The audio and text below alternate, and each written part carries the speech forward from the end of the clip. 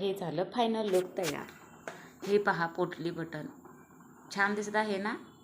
त्याने फोटो सोडले ते त्याला अशा पद्धतीनं होतं, फक्त गळ्याभोवतीच. हा आहे गळा.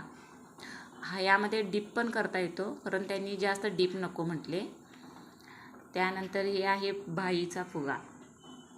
बघा पहा किती छोटा, त्यांना छोटाच पाहिजे होता म्हणून छोटाच केला आहे. सुंदर झाले ना बाही, पहा मस्तच. आणि बाहीलाही आपल्याला त्यांनी म्हणजे गळ्याला होतं म्हटल्यावर बाहीलाही पोटली बटन दाखवणं गरजेचं होतं. त्या फोटोमध्ये आहे तसं.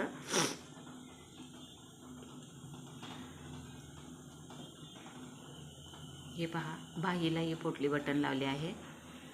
सुंदर झाले ना.